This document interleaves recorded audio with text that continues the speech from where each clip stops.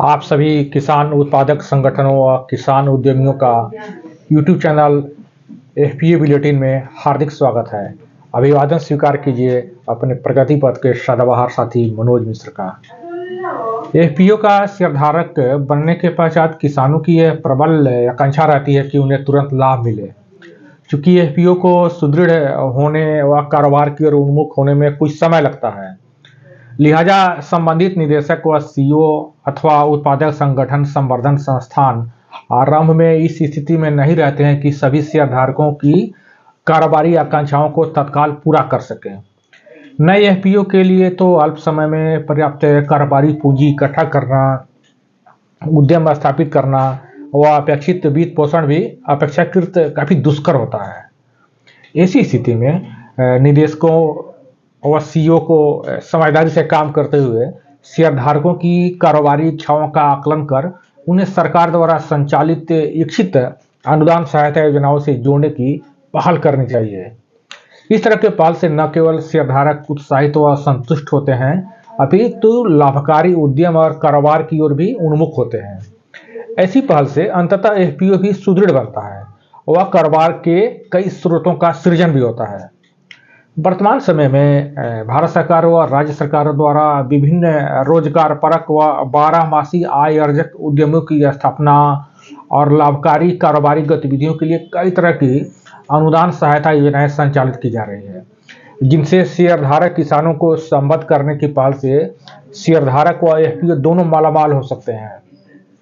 इसी परिप्रेक्ष्य में आइए हम लोग बिहार सरकार द्वारा संचालित एक अत्यंत ही महत्वाकांक्षी योजना के बारे में जानकारी हासिल करते हैं, जिसका नाम है बिहार लघु उद्यमी योजना।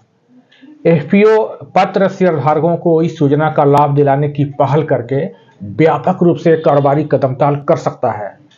इस वीडियो में हम लोग जानेंगे कि बिहार लघु उद्यमी योजना का स्वरूप क्या है, कितनी अनुदान सहायता लाभुकों को राज्य सरकार द्वारा प्रदान की जा रही है, लघु उद्यमी योजना का लाभ पाने के लिए कौन कौन से व्यक्ति आवेदन कर सकता है।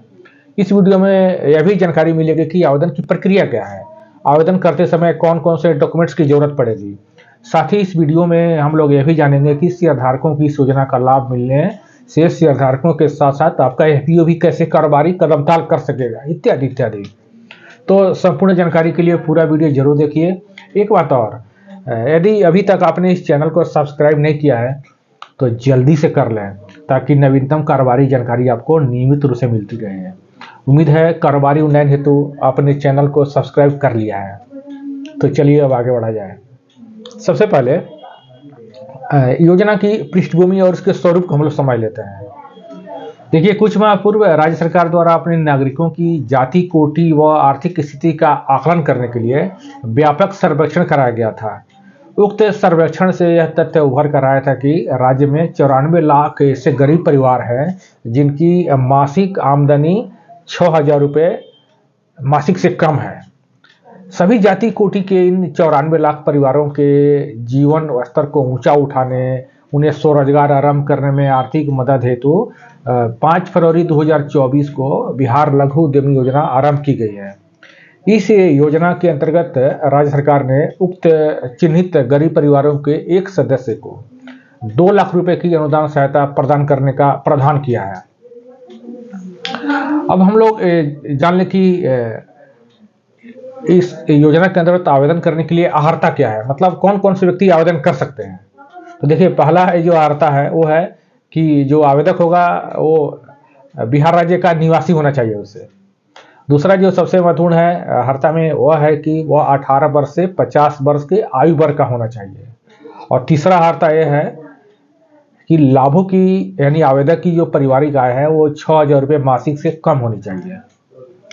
यहाँ आपको इस तथ्य से भी अवगत करा देना चाहते हैं कि जो व्यक्ति मुख्यमंत्री उद्यमी योजना या अनुसूचित जाति या जनजाति या अत्यंत पिछड़ा वर्ग या महिला व युवा उद्यमी योजना का लाभ उठा चुके हैं, वे इस लघु उद्यमी योजना के अंतर्गत लाभ प्राप्त करने के हकदार नहीं हैं। मतलब वे लोग आवेदन नहीं करेंगे, उनको लाभ नहीं मिलेगा। अब हम लोग अर्हता को समझ गए। अब जान लेते हैं कि क्या क्या डॉक्यूमेंट लगता है, क्या क्या कौन कौन से पेपर लगेंगे आवेदन के टाइम में आपको। तो आपको बता दें कि इसके लिए पहला जो महत्वपूर्ण डॉक्यूमेंट है वो है आधार कार्ड, यानी लाभुक का आधार कार्ड होना चाहिए। आयु सत्यापन हेतु प्रमाण पत्र, मतलब ऐसा कोई आपके पास प्रमाण पत्र जैसे आपके उम्र को निर्धारित किया जा सके, उसमें मालूम हो कि इतने उम्र इनका हुआ। तीसरा है पारिवारिक मासिक आय प्रमाण पत्र, किसी सक्षम पदाधिकारी द्वारा निर्गत हो आय प्रमाण पत्र जिसे पता चले कि आपकी इनकम इतनी है। और चौथा जो महत्वपूर्ण डॉक्यूमेंट है वो है जाति प्रमाण पत्र। और पांचवा डॉक्यूमेंट चाहिए आवेदन के समय में आपको आवासीय प्रमाण पत्र। और छठवां यदि आप दिव्यांग है तो दिव्यांगता प्रमाण पत्र भी होना चाहिए। ये 6 प्रकार के डॉक्यूमेंट है जिनको आपको रखने होंगे आवेदन के टाइम में आपको आवश्यकता पड़ेगी। अब किस किस उद्यम के लिए, चूंकि योजना का उद्देश्य है कि आपको उद्यम स्वरोजगार सृजन कर सके, इसीलिए सरकार आपको स्वरोजगार सृजन के लिए ही ये अनुदान सहायता प्रदान कर रही है। तो कौन कौन से उद्यम के लिए आप अप्लाई कर सकते हैं ये भी जान लेना जरूरी है। तो आइए पहले उद्यमों की पहचान कर लेते हैं। तो देखिए, राज्य सरकार ने 61 ऐसे लाभकारी कारोबारों व उद्यमियों की पहचान की है जिनकी स्थापना के लिए लघु उद्यमी योजना के अंतर्गत अनुदान सहायता हेतु आवेदन किया जा सकता है। आइए इन प्रमुख उद्यम आधारित सेक्टरों पर भी नजर डाल लेते हैं ताकि आपको आवेदन करने के समय आसानी होगी कि या आप समझ जाएंगे, आप में समझ विकसित हो जाएगी कि किसके लिए हमें आवेदन करने हैं। तो पहला जो सेक्टर है वो है खाद्य प्रसंस्करण उद्यम, यानी फूड प्रोसेसिंग से रिलेटेड है, जैसे आटा, सत्तू, बेसन, मसाला, नमकीन, जैम, जेली, सॉस, नूडल्स, पापड़, अचार, मुरब्बा, फलों के जूस और मिठाई उत्पादन आदि उद्यमियों की स्थापना के लिए अनुदान सहायता की मांग की जा सकती है इस योजना के अंतर्गत। दूसरा एक सेक्टर है वो है फर्नीचर उद्योग। फर्नीचर उद्योग से संबंधित जैसे बढ़ईगिरी, बांस के सामान, नाव, बेत के फर्नीचर आदि के लिए भी इस तरह के उद्यम लगाने के लिए भी आवेदन किया जा सकता है।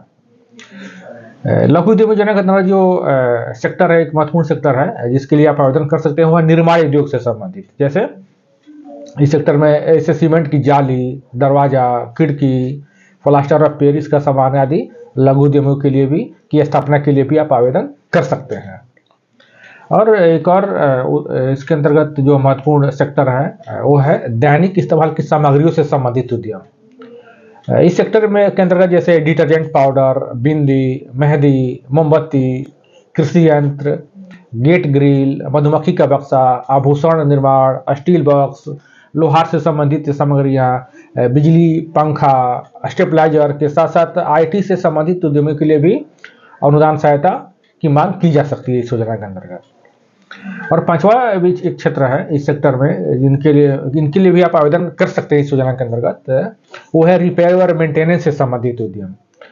जैसे इस सेक्टर में आप ऑटो गैरेज, मोबाइल और चार्जर निर्माण, bike, AC, tyre, diesel engine, motor, ताला निर्माण और रिपेयरिंग आदि उद्यम से संबंधित आप आवेदन कर सकते हैं।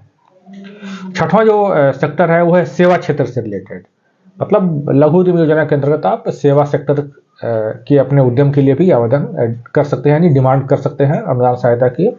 इसके अंतर्गत जैसे सैलून, ब्यूटी पार्लर, ढाबा और लॉन्ड्री आदि कारोबारों के लिए भी अनुदान सहायता की डिमांड की जा सकती है। इसके अलावा जैसे फूलमाला, रेडीमेड वस्त्र, मिट्टी के बर्तन आदि उद्यम के लिए भी आवेदन किया जा सकता है, राशि की डिमांड की जा सकती है। तो मुख्य रूप से आप सेक्टर भी समझ गए। अब आपको जानना जरूरी है कि आवेदन की प्रक्रिया क्या है, आवेदन कहाँ करना है। तो देखिए, लघु उद्यमी योजना के लिए आवेदन ऑनलाइन करना है और ऑनलाइन आवेदन करने का जो पोर्टल है आप उसे नोट कर लें या याद कर लें, वो है udyami.bihar.gov.in।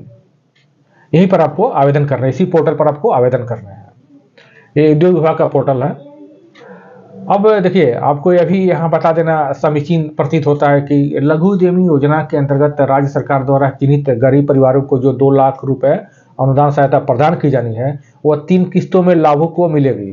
पहली किस्त में कुल अनुदान सहायता राशि का 25% अर्थात 50,000 रुपये मिलेगी। दूसरी किस्त में 50% यानी 1 लाख रुपए और तीसरी किस्त में 25% यानी 50,000 रुपये मिलेगा। यह भी जान लीजिए कि प्रत्येक किस्त के सदुपयोग के बाद ही अगली किस्त लाभुक को मिलेगी।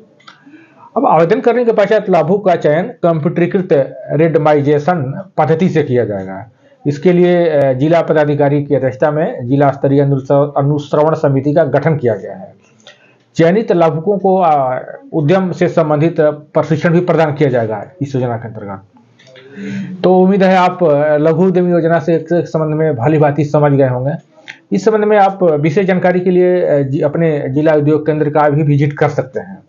आप चाहें तो ऑफिस टाइम में हेल्पलाइन नंबर है, आप नोट कर लीजिए। हेल्पलाइन नंबर 18003456 इस पर भी कॉल करके आप अपेक्षित जानकारी हासिल कर सकते हैं।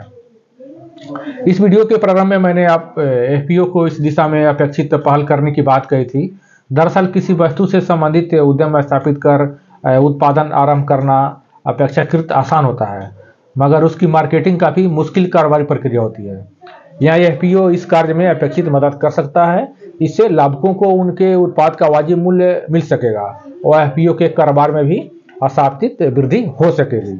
अतः एफपीओ को अपने पात्र शेयरधारक किसानों को इस योजना के लिए अधिक से अधिक आवेदन करने हेतु प्रेरित करनी चाहिए। इस वीडियो को अधिक से अधिक शेयर करें ताकि जरूरतमंद व्यक्ति इस योजना का लाभ लेकर अपना जीवन स्तर ऊंचा उठा सके। और अब मुझे भी दीजिए विदा लेने की अनुमति। नमस्कार।